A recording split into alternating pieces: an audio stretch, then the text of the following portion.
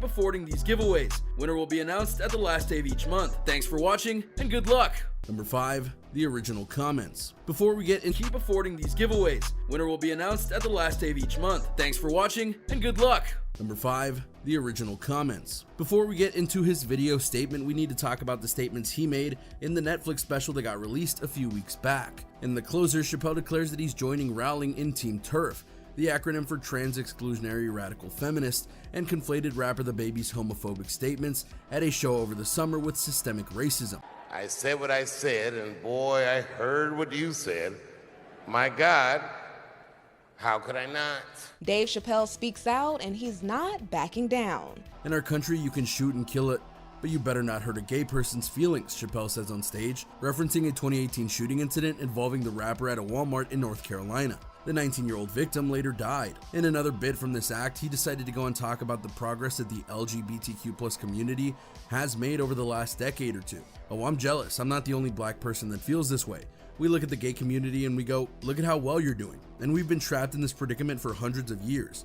How the F are you making that kind of progress? Chappelle goes on to claim that there's a big difference between the old school gangsta gays who fought for change during the Stonewall era. I'm not fond of these newer gays, too sensitive, too brittle. Those aren't the gays I grew up with. They fought for their freedom. I respect that. In his latest Netflix special, The Closer. It's been said in the press that I was invited to speak to the transgender employees at Netflix, and I refused. Clearly not, given all that he had said. And as you no doubt have heard by now, there was a lot of backlash, both big and small, to Chappelle's comments, including ones we'll detail later, due to how they reflect what Chappelle said. And oh boy, did Chappelle have something to say. Number 4, his video statement. As noted before, Dave Chappelle stayed quiet for a while, with some close to him saying he was trying to weather the storm, but eventually he made a statement via a video response. In the video, Chappelle remained unapologetic about the special, saying, "I said what I said. It's been said in the press that I was invited to speak to the transgender employees of Netflix and I refused. If they had invited me, I would have accepted it, although I am confused about what we are speaking about." Since the special's release, there have been protests and Netflix employee walkouts. That is not true. If they had invited me, I would have accepted it. Although I am confused about what we would be speaking about, Chappelle said in the video. I said what I said. And boy, I heard what you said. My God, how could I not? You said you want a safe working environment at Netflix. It seems like I'm the only one that can't go to the office anymore. We'll leave that very insulting comment alone for a bit because he had more to say. Chappelle claimed that the controversy was about corporate interests and that some members of the LGBTQ+ community have been supportive of him. I want everyone in this audience to know that even though the media frames it that it's me versus the community, that is not what it is. Do not blame the LGBTQ community for any of this. This has nothing to do with them. Office anymore. I want everyone in this audience to know that even though the media frames this, that it's me versus that community, it's not what it is. It's about corporate interests and what I can say and what I cannot say, Chappelle said. For the record, I need you to know this. Everyone I know from that community has been loving and supporting, so I don't know what all this nonsense is about. Chappelle also spoke about his upcoming documentary about his summer 2020 comedy tour, claiming that it has now been excluded from film festivals. This film that I made was invited to every film festival in the United States, and some of those invitations I accepted. When this controversy came about The Closer, they began disinviting me from these film festivals, Chappelle claimed. And now today, not a film company, not a movie studio, not a film festival, nobody will touch this film. Thank God for Ted Sarandos and Netflix. He's the only one that didn't cancel me yet. Think he was done? No, he had more to say in his usual berating way. To the transgender community, I am more than willing to give you an audience, but you will not summon me. I'm not bending to anybody's demands. And if you want to meet with me, I'd be more than willing to, but I have some conditions.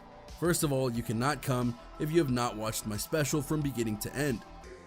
Do not blame the LGBTQ community for any of this. This has nothing to do with them. It's about corporate interests and what I can say and what I cannot. You must come to a place of my choosing at a time of my choosing. And thirdly, you must admit that Hannah Gatsby is not funny. So yeah, that's a lot to break, and we'll do just that because his statement proves just how blind and ignorant Dave Chappelle is to his actions. Number 3, some versus all. We'll start with the most basic of statements he made. He noted that some in the LGBTQ+ community were loving and supporting of him. And to be fair, some have indeed gone and made comments showing support for Chappelle. The catch though is that just because everyone you know is okay with it doesn't make those comments right. A small chunk of a larger community doesn't mean that they speak for all in that community. So him saying he doesn't know what this nonsense is about proves that he doesn't really care about the community, as he's not listening to them, just the ones whom he calls friends and will support him throughout. Kind of biased, wouldn't you say? Number 2, corporate interests. The second incredibly ignorant thing that Chappelle said is that he felt this was all about corporate interests in regard to what he could say and not say. In the special, Chappelle made derogatory comments about gender and even identified himself as Team TERF, which stands for Trans Exclusionary Radical Feminist. Which is ludicrous because it was the major corporation in Netflix trying to stop the controversy from happening. They were the ones who didn't edit the footage despite the harmful jokes. They were the ones who suspended and fired people at Netflix who protested what was said in the special, and they are the ones refusing to take it down despite what their employees and other activists have been saying. So how can it be about corporate interests if the corporate interest is to keep your comedy special up? Furthermore, it wasn't just about having a safe workplace, as Chappelle put it. It was about people at Netflix and viewers at home knowing that when they watch something like a comedy special, it's not going to blatantly badmouth and berate a group of people they're tied to. That's the crux of the issue. And it wasn't just the regular employees of Netflix who walked out and did the protest. One of the showrunners of the hit show, Dear White People, quit on the spot because she went from being happy with Netflix's treatment of trans people like herself to being horrified that they would let jokes like Chappelle's through without even considering the impact. Allen at the streamer after the special's launch. Netflix trans, non-binary, intersex family, I love you so much. I am sending you so much love and solidarity. She hurt the corporate interest by walking out.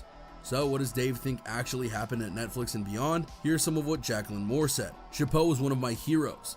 I was at his comeback show in NYC, but he said he's a TERF. He compared my existence to someone doing blackface. He talks about someone winning a Woman of the Year award despite never having a period should make women mad and that it makes him mad. Those words have real world consequences. Consequences that every trans woman I know has dealt with. Bruises and panicked phone calls to friends. That's real indeed. Number 1, more consequences. So what happens now? Well, more than likely there's more backlash coming, as Dave Chappelle will be roasted for his comments. Then he'll likely bite back and this will continue to escalate. And just sending you so much gratitude for the work that you continually do, the work that folks see, the work that folks don't see, to create a world that is more equitable and fair.